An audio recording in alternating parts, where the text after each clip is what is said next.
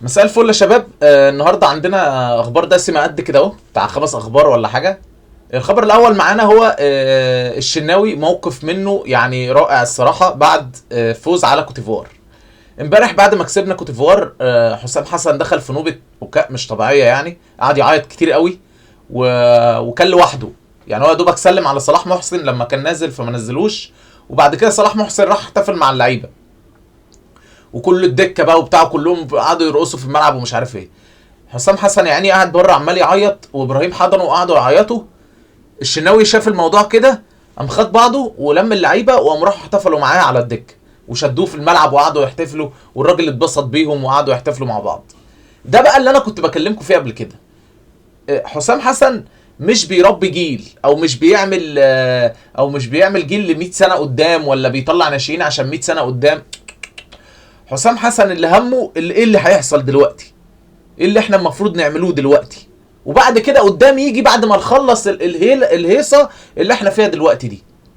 فعشان كده هو ما بيربيش جيل، هو بيربي اولاد، هو بيربي ولاده اللي بيعارض افكاره او اللي بيعارض القرارات بتاعته او الكلام ده كله هو بيستبعده تماما، او اللي هيحس منه ان فيه بهدله او ممكن يعمل قلبان في اوضه اللبس او الكلام ده كله بيستبعده تماما. ليه؟ لان هو عايز فكره العيله دي. موقف النهارده الشناوي ده بيثبت ده، ان هو عايز العيله دي، عايز اللمه دي حوالين منه. اللمه دي هي اللي بتخليه قادر يكمل في البطوله. ليه؟ لان اللعيبه دي كلها مش عايزاه يمشي، اللعيبه دي كلها مش عايزاه يخسر، عشان عارفه ان في ناس كتير واقفاله، فلو خسر هيمشي.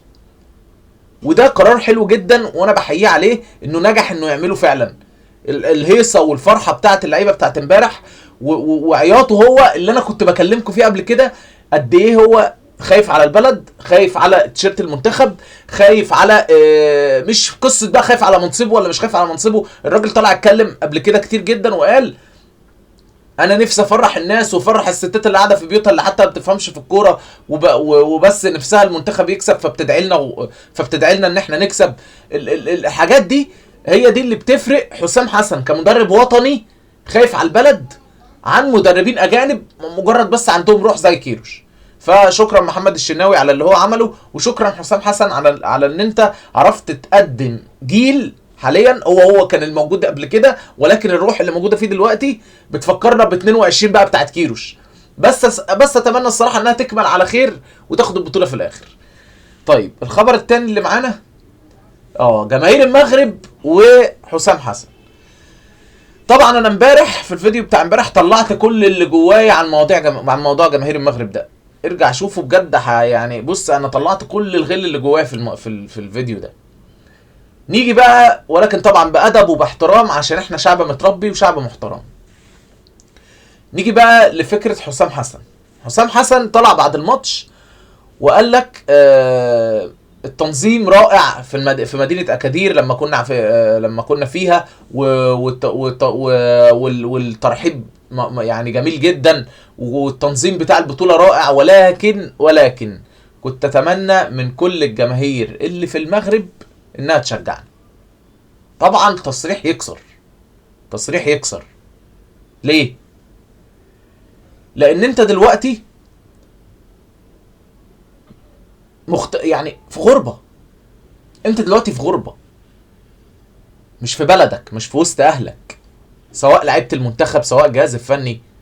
فانت في غربة دلوقتي، محتاج تشجيع اهل البلد. ان انت ولما بص بقى، مش غربة بس، انت لما سافرت من مصر رحت المغرب اتبسطت. ليه؟ لانك في دولة عربية مسلمة، عارفة يعني ايه كرم ضيافة، عارفة يعني ايه تقدير للناس اللي حواليك، عارفة يعني ايه احترام للغير. فبالتالي انت ما كنتش متوقع تماما ان كلمة واحد مصري قال على ان تنزانيا كان لها ان شويه يعني مصريين عادي، احنا كمصر عادي اهو يا سيدي، ال 120 مليون كلهم قالوا ان تنزانيا كان لها ضربه جزاء. كان ايه المشكله؟ يعني مش فاهم ايه المشكله. طب ما احنا والسعوديين بنقعد نحفل على بعض يا كبسه ويا طعميه وهيصه، وفي الاخر احنا كلنا اخوات. ملايين مننا شغالين عندهم هناك في الدولة، وهم ملايين منهم بيجوا يزورونا هنا وبيحبوا بلدنا. عمرك سمعت عن واحد سعودي بيشجع مثلا منتخب بنين مثلا على مصر؟ عمرك سمعت عن واحد؟ ده في منهم اهلاويه وزملكاويه يا راجل. فالموضوع مهما كنا بقى بنحفل، انتوا على كلمه زي دي تعملوا كده يا راجل؟ ده امبارح كان المنظر يقهر لما تلاقي جماهير المغرب قاعده جنب جماهير كوتيفوار وماسكين الحاجات بتاعت كوتيفوار وقاعدين بيشجعوا معاهم. لا ومش كده وبس، يا ريتهم لابسين لبس كوتيفوار، لا دول لابسين لبس المغرب، لابسين تيشيرت المغرب وقاعدين يشجعوا. فطبعا الموضوع يقهر ووحش، الموضوع شكله وحش قوي يا جماعه. وهتيجي تقول لي طب انت مستغرب اللي عملوه جماهير المغرب؟ يعني انا اسف للكلمه دي، انا اسف، ولكن مش مستغرب اللي عملوه معانا ساعه الوداد وقله الادب والبهدله اللي اتبهدلناها هناك دي، اكيد ما يعني، واللي بعدها الجيش الملكي، والتالتة ثابته اهي. فانا مش مستغرب ده، مش مستغربه الحقيقه. اللي انا كنت فاكره اللي بعد اللي هم عملوه في مواضيع الجيش الملكي ده، في ماتش الجيش الملكي، هيتعوض بقى بكرم ضيافه محترم هنا. بدأ في اول ماتش فعلا، وعشان كلمه اتقالت. طب يا راجل يا راجل يا راجل، ده احنا شجعناكم في كاس العالم، وعندنا صناع محتوى ماسكين لكم كل ماتش تحليل واشاده منهم ممدوح نصر الله بيعمل لكم فيديو لوحده على ماتشات المغرب دي. فانا مش فاهم، وهو مصري عادي زينا. ليه انتوا كده يا ما؟ ليه انتوا كده؟ خلينا نخلص يعني، خلينا ايه بقى خلاص عشان ما نعيدش الموضوع تاني. ده بالنسبه ايه للموضوع ده. نخش بقى على الخبر الثالث. شيكابالا وامام عاشور بعد الماتش. طبعا امام عاشور امبارح كان هو بالنسبه لي نجم المباراه، ومش هقبل اي نقاش بعد منه يجي مرموش. مش هقبل اي نقاش في فكره ان كان في حد نجم على امام عاشور في الماتش. على الدغري الراجل انت لعبت 4 ماتشات في البطوله من غيره، 3 في المجموعات وماتش بنين في الادوار الاقصائيه، ولا واحد فيهم امام عاشور كان اساسي في مركزه اللي هو رقم 10. النهارده لما لعب في مركزه نجم الماتش بدون نزاع بدون نقاش، نجم الماتش. فطبعا بعد الماتش شيكابالا قال لك كلمتين بقى يعني زلابيا. الراجل قال لك ايه؟ قال لك امام عاشور يعني نجم كبير جدا، وفارق. بص بقى اسمع الحته دي، وفارق بشكل رهيب عن تاني واحد في المنتخب يجي بعد منه. يعني قصده ايه؟ قصده ان امام عاشور هو رقم 1 واي لعيب تاني في المنتخب تحت منه. تقدر تلوم شيكابالا؟ تقدر تلوم شيكابالا على اللي قاله؟ ما تقدرش. ليه؟ لان انت امبارح بعينك كمصري، اي واحد مصري اتفرج على الجوده اللي بيقدمها امام عاشور في نص الملعب. كل واحد عمال يقول لك ده ب 70% من طاقته، مش 70%. هو عشان لسه راجع من الاصابه، وكان المفروض ياخد ماتشات كان المفروض ياخد وقت اطول في كاس العرب قبل ما يجي افريقيا، علشان يقدر ان هو ايه ياخد حساسيه الملعب اسرع. عشان كده حسام حسن ما قدرش يلعب بيه كاساسي من اول البطوله. واحده بيديله وقت، واحده لغايه لما اتصاب تريزيجيه نزل اساسي من اول الماتش وطلع في الدقيقه حاجه و80. انت فاهم؟ طلع لو شايف بقه بينهج مش قادر. امام عاشور مش طبيعي يا جدعان، مش طبيعي في نص الملعب. فما اقدرش الوم شيكابالا على تصريحه، واتمنى بعد اذنكم لو سمحتوا الصفحات بتاعت الزمالك اللي انا وانتوا، سيبك بقى من الاهلاويه، كلنا كاي حد بيشجع كوره في مصر، اللي انا وانتوا عارفين ان الصفحات دي بتبقى موجهه بشكل موجهه كده بشكل عام ان اللاعب اللي مشي من عندهم يتقطع، او اي لعيب في الاهلي يتفرتك، او اي حاجه بقى تتقال اللي هو ليه ما لعبش لعيبه الزمالك، هو ليه مش عارف ايه، ده بص بيحب ده وما بيحبش ده. فككم من الصفحات دي خالص، وخليك اتكلم بده. احنا عندنا ده عشان نفكر ونتكلم بيه، ما بنتكلمش من حته تانية، احنا بنتكلم من ده. هل امام عاشور لو انت شلته امبارح من الملعب كان هيبقى شكلك كده؟ ما تضحكش على نفسك. وبقى هو هقول لك اهو، ما هو زيزو عندي في الاهلي اهو، زيزو عمره ما كان هيعرف يعمل اللي عمله امام عاشور. ما اقول لك مين تاني؟ مصطفى محمد لو نزلت مرموش وصلاح الاثنين يلعبوا تحت 10 واسمه ايه ده ومصطفى محمد هو اللي مهاجم، ما كانش شكلك هيبقى كده برضه. شوف بقى انت متخيل تفكيت امام عاشور باثنين لعيبه بيلعبوا في السيتي وليفربول ومش هيعرفوا يعملوا نفس الدور اللي هو عمله. ومش موضوع مش تطبيل، هو الموضوع كله عباره عن ايه؟ ان امام عاشور دي حتته، ده مركزه، ده الحته اللي بيعرف يلعب فيها. هو امام عاشور لا يلعب 6 ولا يلعب 8، امام عاشور يلعب 10 بخصائص 8، ان هو يبقى اقرب للجون، يخش مرتدات، يطلع يجري، يصنع، يباصي، يلعب، بس في نفس الوقت هو مكانه الاساسي على الدايره في نص الملعب، مش قاعد قدام طول الوقت. فبيرجع يدافع ولكن ما بيجهدش نفسه في منطقه الستة اللي عندنا احنا، بس هو بيبقى قدامها عشان يستلم الكوره من لعيبه الارتكاز ويبدا بقى يعمل 1 على 1 في نص الملعب، يعدي لعيب، يبصي لك باص حلو. دي شغلانه امام عاشور، دي بتاعته كلاعب نص ملعب، دي بتاعته. ما ينفعش بقى تحط لي تريزيجيه وتحط لي زيزو وتحط لي مش عارف ايه. الناس دي لعيبه اطراف مش لعيبه نص ملعب. فشكرا لكابتن حسام حسن انه يعني عطى الفرصه اخيرا لامام عاشور في المركز ده، واتمنى ان هو يكمل بالمنظر ده لبقيه البطوله. بس نخش بقى على الخبر اللي وراه، وهو الخبر اللي قبل الاخير، وموقف سيء جدا من فايه المدرب بتاع كوتيفوار. بعد الماتش ياسر ابراهيم كان بيسلم على اللعيبه بتاعه المنتخب عادي خالص، عادي، اللي هم لعيبه كوتيفوار، روح رياضيه عادي، عشان هم اصلا اتعاركوا بعد الماتش، موقف مش عارف عملوا لعيبه كوتيفوار فياسر اتعارك، حاجات كده، بعد كده اتصالحوا وقعدوا يسلموا على بعض وكله خلاص. ياسر ابراهيم شاف قدامه فايه اللي هو المدرب بتاع كوتيفوار، راح يسلم عليه، قام باصص له كده وقام سابه ومشي. طب ليه يا ابني قله الادب دي؟ ليه قله الادب دي؟ ما تعترف انك ما عرفتش تعمل حاجه قدام، ما تعترفش انك ما شطتش كوره واحده على الجون. الجون اللي جبته كورنر، والجون اللي تاني فاول اللي من الجنب، والاتنين غلطتنا احنا. ولو كنا فوقنا في الاتنين ما كنتش جبت ولا جون، كنت زمانك طالع بتاع 5-6-0 وخدوك قالوك في ساعتها، اقالوك بالمنصب بتاعك.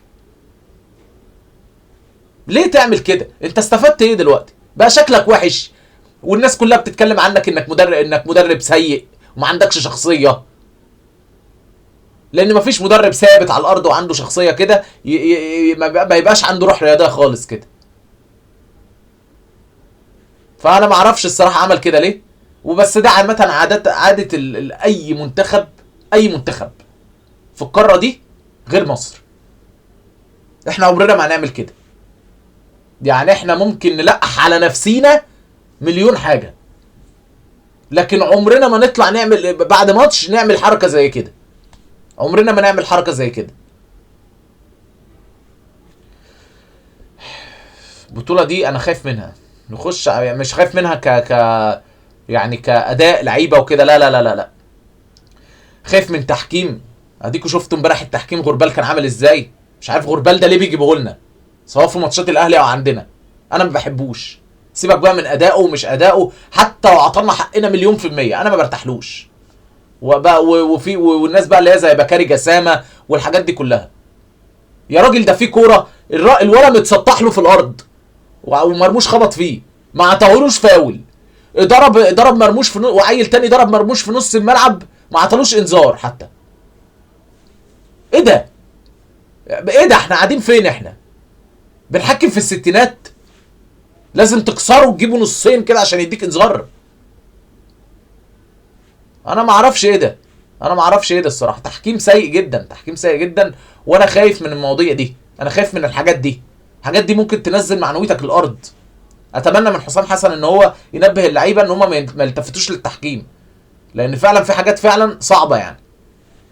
طيب نخش بقى لاخر خبر معانا، وهو اتحاد الكوره. طبعا هاني ابو ريده امبارح بعد ما جاب الجون فينا بتاع كوتيفوار، الراجل ما قدرش يمسك اعصابه وهبط، تعب، فخدوه على المستشفى تقريبا، بعد كده اتنقل على الفندق. فطبعا نتمنى له طبعا السلامه ويبقى كويس كده وزي الفل. بس الراجل مصطفى ابو زهره اللي هو مسؤول البعثه، يعني المفوض من اتحاد الكره ان هو يكون مسؤول البعثه بتاعت منتخب مصر في المغرب، طلع امبارح قال حاجه كويسه جدا، انا بجد اتبسطت بيها، واتمنى الحاجه دي تدي دفعه للعيبه وتدي دفعه للمدرب ان هم يكسبوا البطوله دي.